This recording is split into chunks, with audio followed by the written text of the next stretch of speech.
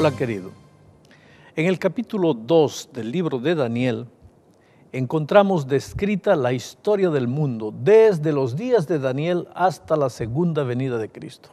Es algo fascinante, extraordinario.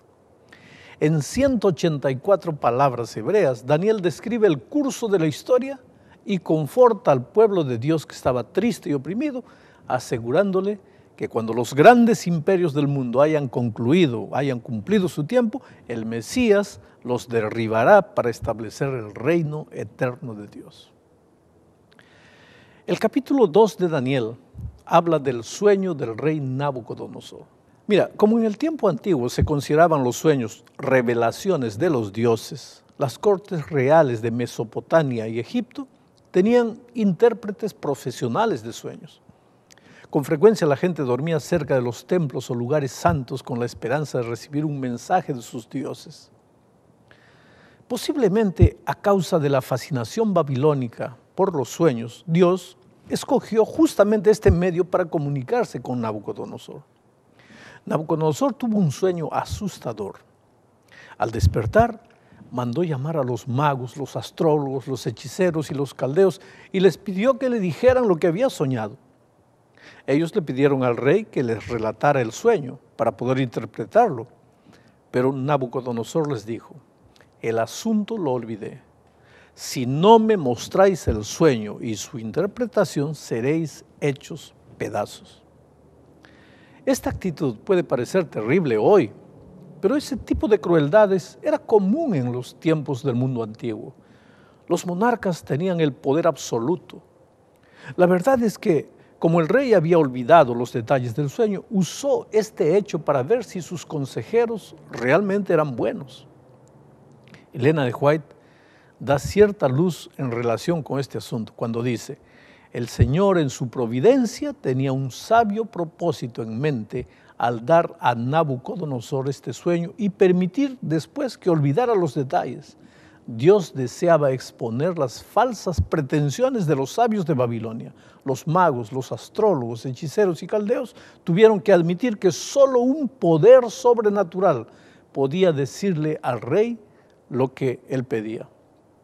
Al hacerlo, estaban preparando el camino para que Daniel, tal como el relato lo indica, le asegurase al rey que el Dios de Israel era el único que podía hacerle frente al reto que proponía. El hecho de que el rey no llamara a Daniel y a sus amigos al principio indica el rango inferior que los jóvenes hebreos tenían en la corte por aquel tiempo. Sin embargo, el decreto de muerte que el rey firmó para los magos también incluía a los jóvenes hebreos. Veremos que a lo largo del libro de Daniel, la muerte amenaza repetidamente al pueblo de Dios. Esto es importante que sepan los creyentes que viven en el tiempo del fin, porque, mira, nosotros también tendremos que enfrentar la amenaza de muerte registrada en Apocalipsis 13, versículos 13 al 18. Bueno, cuando Arioc, el ejecutor real, se colocó frente a la puerta de Daniel, los 4 jóvenes hebreos enfrentaron una crisis terrible. La muerte los miraba fijamente. La respuesta de Daniel a Arioc es un ejemplo de cómo los hijos de Dios deben reaccionar en un momento de crisis. Daniel permaneció tranquilo y mostró sabiduría y discreción. Además, demostró mucho valor y fe. Dios había manifestado su poder al inicio y no lo desampararía ahora. Con la ayuda divina y con mucha diplomacia, Daniel logró que se pospusiera la sentencia y concertó una audiencia con el rey. Nabucodonosor estuvo obviamente feliz de postergar la ejecución, pues estaba ansioso por conocer el significado del sueño que Daniel había prometido darle. Después de su entrevista con el rey, Daniel fue a casa para realizar una vigilia y oración con sus amigos. Ahora, nota cómo Daniel comienza su oración. Él dice así: sea bendito el nombre de Dios. Oh querido, en el Antiguo Testamento la gente bendecía al Señor frecuentemente. Las palabras en hebreo y arameo para bendecir también pueden traducirse como alabar. La ferviente oración de los jóvenes pidiendo ayuda a Dios recibió una respuesta casi inmediata. En una visión nocturna, Daniel vio no solo el sueño de Nabucodonosor, sino también su significado. Antes de correr hacia el palacio, Daniel realizó una reunión de oración y agradecimiento en contraste con la astrología fatalista de los caldeos. La alabanza de Daniel ponía énfasis en que una mente divina controla la historia. ¿Sabes lo que él dijo? El que quita reyes y pone reyes, dijo. Después de la sesión de oración en su casa, el profeta mostró primero su preocupación por los consejeros reales de Babilonia. Pidió a Arioc que les perdonara la vida. Este es un testimonio del carácter compasivo de Daniel. A pesar de que acababa de recibir la información relativa al sueño de Nabucodonosor y estaba ansioso por decírsela al rey, la ansiedad no lo llevó a olvidarse de los otros. Entonces, cuando estuvo frente al rey, le dijo a Nabucodonosor, sin miedo, que ningún ser humano podía saber lo que el rey había soñado, pero que había un Dios en el cielo que podía revelar tales secretos. Los babilonios adoraban a las estrellas del cielo como representantes de sus dioses. Daniel explicó al rey que el Dios de los hebreos era el creador y gobernante del universo y que él había revelado el sueño y su interpretación. El propósito del sueño, dijo Daniel, era informarle al rey lo que ocurriría en los postreros días. La imagen que vio Nabucodonosor en su sueño tenía varios tipos de metales. La cabeza era de oro, el pecho y los brazos de plata, el vientre y los muslos de bronce y las piernas de hierro, los pies de hierro y barro mezclados. Sin embargo, el énfasis está en la piedra cortada de la montaña y su efecto en la estatua. Esta piedra derriba la estatua con una fuerza increíble, convirtiéndola en polvo y cubriendo luego toda la tierra. Daniel describe el sueño demostrando gran habilidad literaria y economía de palabras. No hay una sola palabra superflua en la descripción de Daniel. Es una obra maestra de arte de la descripción verbal. En ningún momento Daniel se detuvo para preguntar, ¿estoy en lo cierto, rey? ¿O fue esto lo que viste? No. Su voz resonó con la convicción de un hombre que había estado en contacto con Dios. Él había escuchado la voz de Dios y hablaba ahora con la autoridad que venía del cielo. El rey Nabucodonosor debe haberse emocionado al escuchar a Daniel relatar su propio sueño. Ahora estaba ansioso de escuchar su significado. Al dirigirse al rey con el acostumbrado título de Rey de Reyes, Daniel no buscaba el favor del monarca. En otras palabras, lo que le estaba diciendo era que su posición en el trono no era a causa de su poder o sus méritos, sino de la voluntad del Dios del cielo que lo había puesto allí. Seguidamente Daniel procedió a interpretar el sueño. El rey Nabucodonosor representaba al imperio babilónico. El libro de Daniel usa los términos reyes y reinos indistintamente. En los días de Nabucodonosor, Babilonia era sin duda la ciudad más grande y rica de toda la tierra. Por eso la Escritura la llama la ciudad codiciosa de oro. La historia de Babilonia es símbolo del gran conflicto entre Cristo y Satanás. La primera resistencia nacional contra Dios registrada en la Escritura vino de Babilonia, eso está en Génesis 11. Y en el último libro de la Biblia, Babilonia permanece como el símbolo de oposición contra Cristo. La Babilonia histórica era algo así como una falsificación del jardín del Edén. Como el Edén tenía también un río fluyendo a través de ella y sus jardines colgantes eran considerados por los antiguos como una de las maravillas del mundo. A la cabeza de Babilonia estaba un monarca con poder absoluto sobre la vida de las personas. Pero al contrario de Dios, Nabucodonosor usaba su poder egoístamente. Babilonia, construida por Nimrod, según Génesis 10:10, tuvo 3 periodos de gloria. El primero bajo Sargón I, cuando se convirtió en el primer imperio mundial de la historia. El segundo periodo, bajo Hammurabi, famoso por el Código de Hammurabi, y el último periodo bajo Nabopolassar y su hijo Nabucodonosor, quien hizo de Babilonia una de las ciudades más grandiosas del mundo. De acuerdo a Heródoto, los constructores de Babilonia usaron oro en abundancia para ornamentar la ciudad. En el templo de Babilonia había 2 altares. En el segundo, que era el más bajo, había una imagen del dios Bel, hecha de oro, sentada en un trono dorado, sobre una base de oro y con una mesa de oro a su lado. Se decía entre los caldeos que para hacer todo esto se había utilizado más de 22 toneladas de oro. En el tiempo de Ciro también había en este edificio sagrado una estatua de oro sólido, de un hombre de unos 15 pies de alto. Siguiendo la interpretación del sueño del rey, a Medo-Persia y a Grecia, Daniel les da una descripción superficial. El profeta se concentra principalmente en el primero y en el último imperio.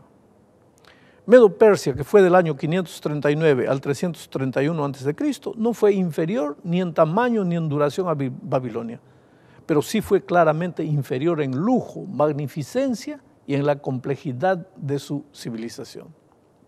La referencia a la plata alude al hecho de que los persas usaban este metal en su sistema tributario. Cada sátrapa pagaba sus tributos en talentos de plata, excepto los de la satrapía hindú, los más ricos de todos, que pagaban en oro. El tercer reino fue Grecia, que fue del año 331 al 168 a.C. Alejandro el Grande, a la cabeza del ejército griego, conquistó Medo-Persia. Los griegos empleaban comúnmente el bronce en los negocios y en la guerra. Los soldados griegos se distinguían por sus armaduras de bronce, sus cascos, escudos y sus hachas estaban hechas de este metal, de bronce.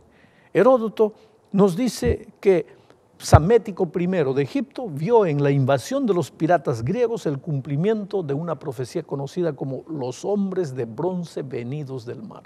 El cuarto reino fue el Imperio Romano, que va del año 168 a.C. al 476 después de Cristo. Como artesanos, los romanos podían usar el martillo de hierro para trabajar el oro, la plata y el bronce. Así como la profecía lo había predicho, el cuarto reino sería más fuerte que todos sus predecesores. Sabemos por la historia que las legiones de hierro de Roma aplastaron y demolieron cualquier resistencia. Roma conquistó todas las ciudades helenísticas. La primera en caer fue Macedonia el año 168 a.C. Ese año, el general romano Paulus derrotó a Perseo, rey de Macedonia, en Pidna. Y cuando la reina Cleopatra de Egipto se suicidó el año 30 a.C., el último de los reinos helenísticos se convirtió en una provincia romana. Roma gobernó más territorios que los imperios anteriores. Y en comparación a estos, que duraron aproximadamente 200 años cada uno, el imperio romano duró más de 600 años. Fue venciendo una parte del mundo antiguo después de otra e instauró en todas sus provincias un sistema de gobierno que se convirtió en modelo para los estados europeos de los siglos venideros. La última parte de la estatua recibe la mayor atención de parte de Daniel. Está en los versículos 1 al 43. El simbolismo en estos versículos sugiere que Roma, el imperio de hierro, se dividiría y derrotaría. Al estudiar la historia, vemos cómo varias fuerzas dividieron, desgastaron y transformaron al poderoso imperio romano durante varios siglos. De la unidad política más fuerte y unificada del mundo, Roma pasó a ser la más débil y dividida. En el año 476 después de Cristo, Odoarco, líder de los mercenarios germánicos al servicio de Roma, depuso al último emperador romano, Rómulo Augusto. En los años siguientes, las tribus germánicas que invadieron el norte desgastaron el área occidental del imperio. Aunque el imperio romano oriental continuó por varios siglos más, con el tiempo también fue conquistado y repartido. Entonces, de las ruinas del que una vez fue el poderoso Imperio Romano, surgieron muchas de las naciones de Europa, unas fuertes, otras débiles, repartidas desde el Mar Negro hasta el Atlántico. El texto nos dice que habría intentos para unificar a esas naciones por medio de alianzas humanas, pero que no se unirían. El versículo 43 dice: así como viste el hierro mezclado con barro, se mezclarán por medio de alianzas humanas, pero no se unirán el uno con el otro como el hierro no se mezcla con el barro. Esta unión por medio de alianzas humanas alude a los casamientos entre las diferentes casas gobernantes de Europa. Entre estas estaban los Habsburgo, famosos por el lema: otros irán a la guerra, tú, feliz, Austria, cásate. Ellos adquirieron muchos territorios a través de casamientos políticos. Al principio del último siglo, las casas reales europeas estaban estrechamente relacionadas unas con otras a través de matrimonios. Jorge Merritt escribió en 1914 lo siguiente: que Europa en guerra puede catalogarse como un pleito entre una gran familia. Las casas reales, especialmente las de los países más involucrados con la guerra, son prácticamente todas de la misma estirpe germánica y casi de una misma sangre. Ha habido tantos casamientos entre estas casas que la sangre germánica domina cada trono europeo, a excepción de los pequeños reinos de Serbia y Montenegro. A pesar de los matrimonios y tratados políticos, nada, querido, nada ha podido unir de nuevo a Europa desde los días del Imperio Romano. Muchos lo han intentado, como Carlomagno, Carlos V de España, Napoleón y Hitler, pero todos fracasaron. La pregunta es: ¿podrá el mercado común europeo y el concepto de moneda única cambiar este cuadro? No, con toda seguridad no. Por muchos acuerdos que firmen estas naciones para facilitar el comercio y los negocios, permanecerán siempre separadas como entidades culturales, como entidades lingüísticas y como entidades territoriales. La pluma inspirada nos dice que no necesitamos y no podemos esperar unión entre las naciones del mundo. Nuestra posición en la imagen del sueño de Nabucodonosor está representada por los dedos de los pies, en estado de división y de un material deleznable que no puede mantener su cohesión. El elemento final de la visión de Nabucodonosor fue la piedra. Esta piedra no fue cortada con mano. El versículo 45 dice así: de la manera que viste que del monte fue cortada una piedra no con mano, la cual desmenuzó el hierro, el bronce, el barro, la plata y el oro, el gran Dios ha mostrado al rey lo que ha de acontecer en lo porvenir, y el sueño es verdadero y fiel su interpretación. De acuerdo con la Escritura, la piedra representa a Jesucristo. Y el hecho de que golpea los pies y los dedos de la imagen y no la cabeza, el cuerpo, las piernas, se debe a que el impacto representa el segundo advenimiento de Cristo. En los días de estos reyes, dice el versículo 44, refiriéndose a las naciones europeas que surgirían del Imperio Romano y que aún existen hoy en día. El quinto reino de la visión es el último reino de la tierra, que no será jamás destruido y permanecerá para siempre.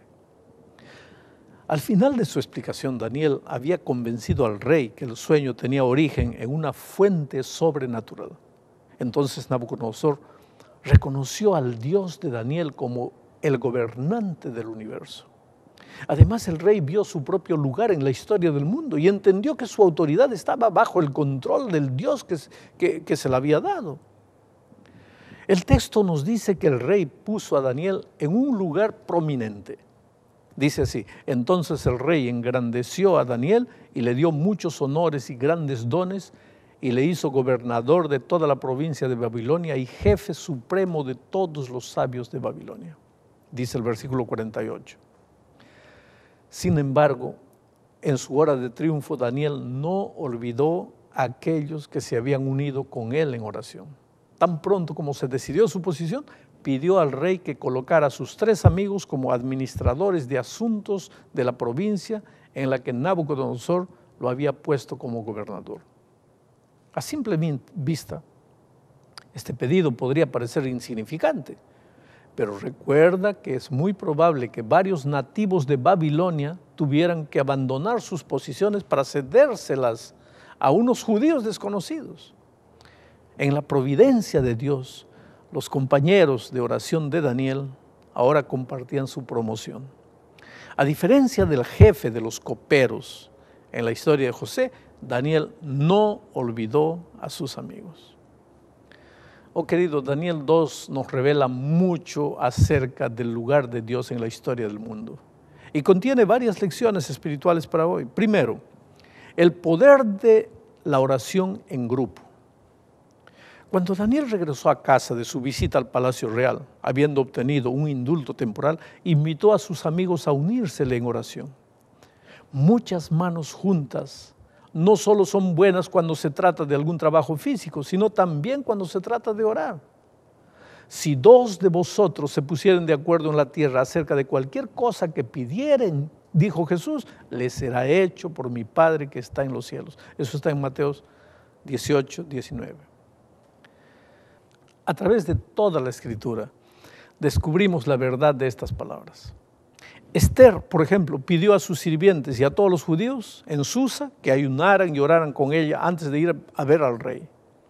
Jesús pidió a sus discípulos velar y orar con él en el jardín del Getsemaní. Antes del derramamiento del Espíritu Santo, los discípulos se encontraban unidos en oración. Y la liberación de Pedro de la prisión se dio como respuesta a las oraciones unidas de la iglesia primitiva. La segunda lección que aprendemos es el poder de la oración ferviente. La oración ferviente de los jóvenes hebreos involucraba asuntos de vida o muerte y era hecha con fe, en sumisión a la voluntad de Dios y por un motivo justo. Ellos pidieron a Dios el perdón de vidas humanas y que su nombre fuera glorificado. Y Dios, querido, escuchó y contestó su oración porque la oración eficaz del justo puede mucho, dice Santiago 5:16. La tercera lección tiene que ver con las bendiciones de la oración. La oración de los 4 jóvenes hebreos no solo salvó sus propias vidas, sino también la vida de los magos, los astrólogos, los hechiceros y los caldeos en Babilonia. Además, produjo paz mental en el perturbado rey. Las oraciones y la presencia de personas piadosas a menudo traen bendiciones a otros, incluso a los no creyentes. Por ejemplo, Dios bendijo a la casa de Potifar a causa de la presencia de José en esa casa. Y cuando una feroz tormenta hizo naufragar a una embarcación romana en la costa de Malta, nadie pereció debido a que el apóstol Pablo se encontraba a bordo en esa tormenta. Finalmente, hay que pensar en el valor de la profecía. Daniel 2 es una de las grandes profecías de la Biblia. Además de predecir el futuro, la profecía procura edificar y confortar a los creyentes. La profecía divina demuestra que nuestro mundo es una nave bajo el control de Dios. No es un iceberg a la deriva. Daniel 2 también nos enseña que cada cosa y cada ser humano en esta tierra en algún momento terminarán, a menos que se una a Dios. Todos, querido, todos vamos camino hacia la nada eterna, a menos que nos aferremos de la mano de Dios. Es por eso que estos estudios son importantísimos para ti. Porque, querido, la vida no es solo cosas materiales, la vida no es solo lo que viene todos los días ahí, no. ¿Tú crees que la vida, tú viniste a este mundo para vivir, trabajar, comer, comprar, gastar dinero y nada más? No. Dios tiene un plan maravilloso para tu vida. Y yo espero que esta serie de lecciones te va a mostrar que hay un Dios maravilloso controlando la historia, pero ese Dios quiere controlar tu vida. Y si tú le permites que controle tu vida, tú no tienes idea de a dónde Dios te va a llamar. Que Dios te bendiga ricamente.